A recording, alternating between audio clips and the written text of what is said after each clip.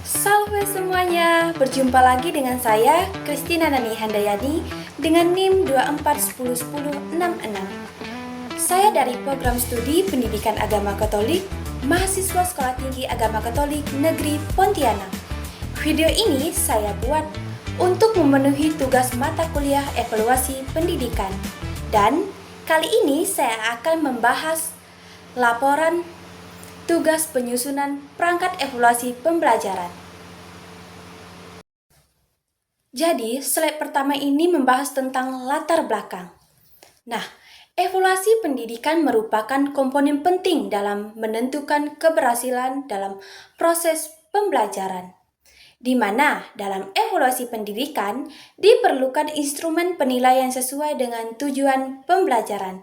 Nah, di sini kelompok 6 menyusun perangkat evaluasi pembelajaran berupa modul ajar, kisi-kisi, soal tes, kunci jawaban, dan lembar validasi dalam pembelajaran pendidikan agama Katolik dan budi pekerti di jenjang SMP.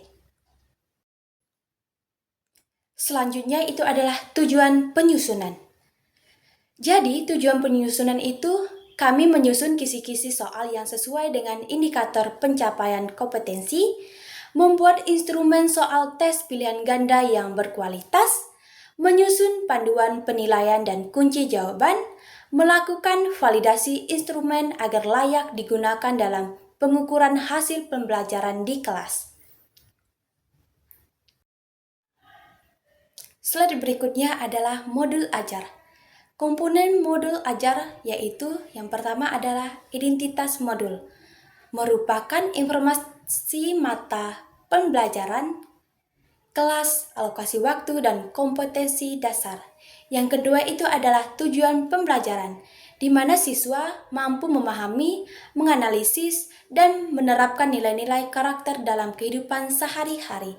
Yang ketiga adalah kegiatan pembelajaran, di mana kegiatan pembelajaran itu dimulai dengan langkah-langkah pembelajaran yang mencukupi pendahuluan, kegiatan inti, diskusi, studi kasus, tanya jawab, dan penutup.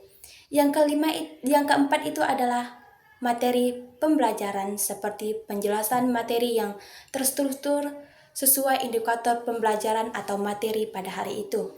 Yang kelima adalah penilaian, di mana penilaian adalah rencana penilaian proses dan hasil belajar. Slide berikutnya adalah kisi-kisi soal. Kisi-kisi adalah matrik atau kerangka kerja yang berfungsi sebagai pedoman mutlak dalam penulisan dan perakitan soal. Instrumen ini memastikan setiap teks yang dibuat valid, terarah, dan mewakili seluruh tujuan pembelajaran yang telah ditetapkan dalam modul ajar. Lalu, distribusi soal yaitu seperti jumlah butir soal disesuaikan dengan bobot materi dan alokasi waktu ujian di kelas. Selanjutnya itu adalah setiap indikator diterjemahkan menjadi minimal 1 butir soal di dalam kisi-kisi soal. Slide berikutnya adalah lembar soal teks pilihan ganda. Yang pertama itu mengacu langsung pada indikator dalam kisi-kisi yang telah dibuat. Lalu yang kedua itu menggunakan bahasa yang komunikatif, jelas, dan tidak menimbulkan penafsiran ganda. Yang ketiga, soal disusun mulai dari tingkat kognitif rendah hingga tingkat kognitif yang lebih tinggi. Yang keempat, materi soal relevan dengan kehidupan nyata siswa agar bermakna.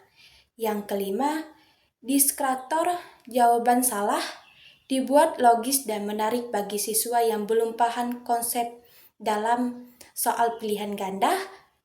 Lalu, di mana dalam setiap butir soal pilihan ganda dirancang untuk mengukur pencapaian kompetensi dasar yang telah ditetapkan dalam kurikulum Merdeka.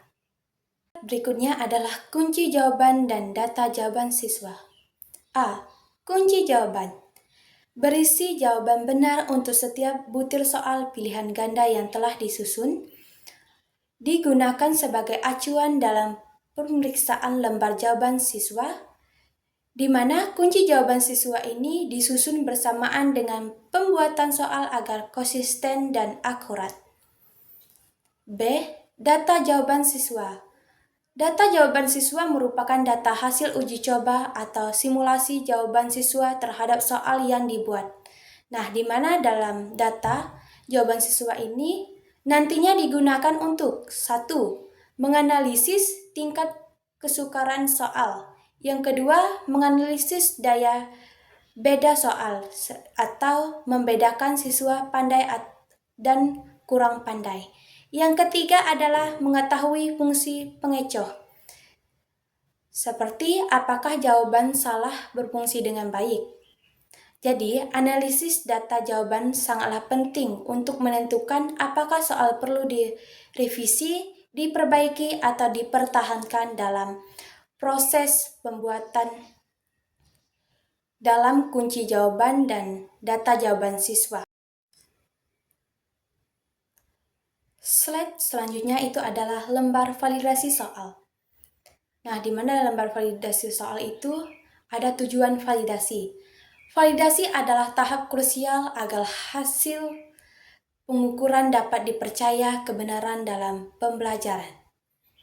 Nah, di mana tujuan validasi ini tentunya memastikan instrumen soal layak digunakan dari segi materi, konstruksi, dan bahasa.